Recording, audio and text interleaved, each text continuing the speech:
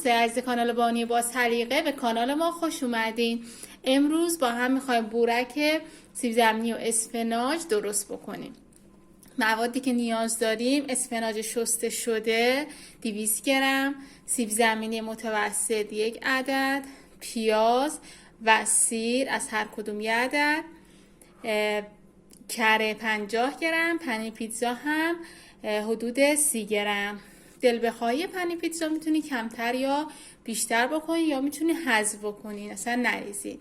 و خمیر یوفکا هم 500 گرم. به جای خمیر یوفکا دوستان از خمیر باقلوا هم میتونید استفاده بکنی، خیلی نرمتر و خوشمزه تر میشه. یعنی اگه خمیر باقلوا توی خونه داری نیازی نیست برید خمیر یوفکا بخرید، با همون خمیر باقلوا میشه بورک درست بکنین. خب برای شروع کار پیاز رو تفت میدم، سیر هم تفت میدم. دوستان مواد داخل بورک سلیقه‌ای هست، میتونید شما هر چیز دیگه ای بذارید. میتونید بورک گوشت و قاج درست بکنید، میتونید با مرغ درست بکنید، میتونید سیب زمینی خالی یا میتونید اسفناج خالی درست بکنید، میتونید بورک تره فرنگی درست بکنید و هر مدل که دوست داشتیم. ما اینجا میخوایم با اسفناج درست بکنیم که خیلی هم خوشمزه میشه. پیازا رو میریزم، وقتی که نرم شد سیر رو اضافه میکنم. خب سیب زمینی هم میریزیم.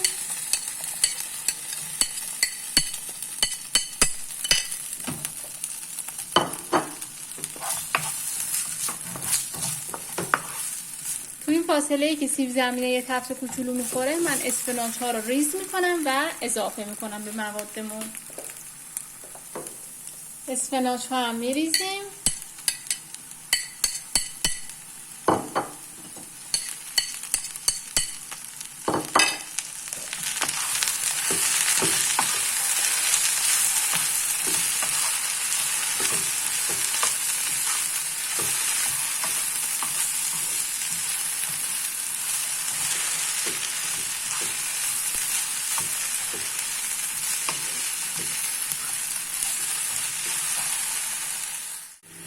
ادویه‌جات دلخواهمونم میریزیم. من نمک و فلفل و پودر سیر ریختم.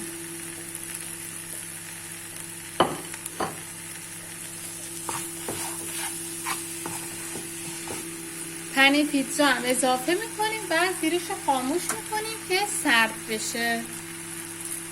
میتونیم پنیر پیتزا رو اون موقعی که خمیر یوفکا رو میپیچیم اضافه کنیم، میتونیم هم الان اضافه کنیم، هیچ فرقی نداره.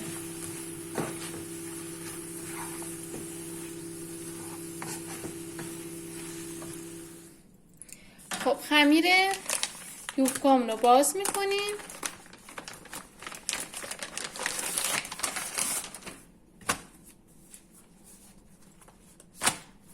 خمیر یوفکا تو شکل ها اندازه های مختلف هست دیگه، هر مدلی که گرفتین میتونین به سلیقه خودتون برش بدین.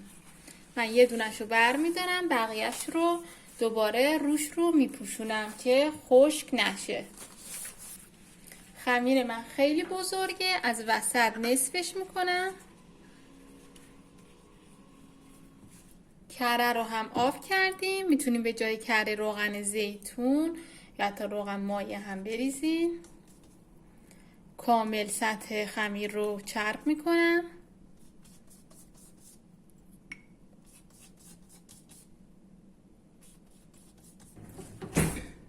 از موادمون یک مقدار میریزم وسط خمیر.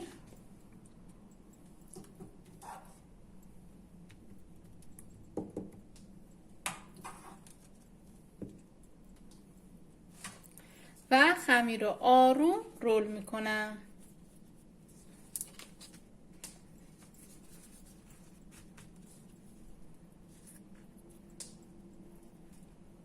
این خمیر خیلی نازک هست، موقع کار کردن باهاش باید کم سرعت عمل و دقت داشته باشیم.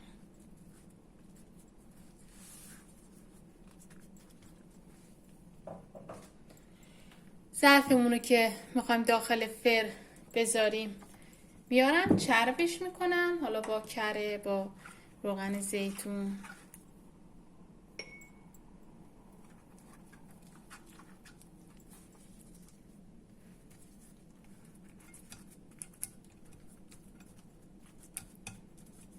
به همین ترتیب بقیه خمیرها هم مواد میریزم توش و میچینم توی ظرفم.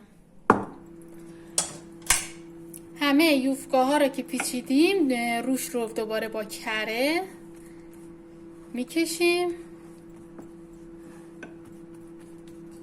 اگر بخواین یوفکای خوش رنگ و طلایی داشته باشین، کره روش هرچی بیشتر باشه یوفکاتون طلایی و خیلی خوب میشه.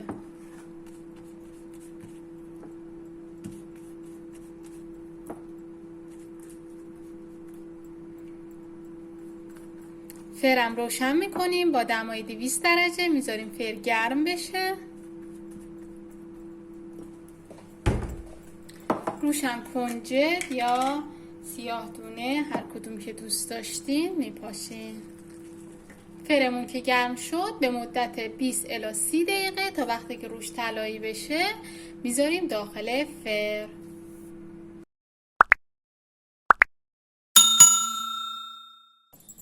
دوستان عزیز کانال بانی با سلیقه، این هم از بورک اسفناج سیب زمینی ما. امیدوارم درست بکنی، خیلی خوشمزه هستش و خیلی هم راحت درست میشه. امیدوارم درست بکنین، در کنار عزیزانتون نوش جان بکنین. تا ویدیو بعدی و آموزش های بعدی، خدا نگهدار.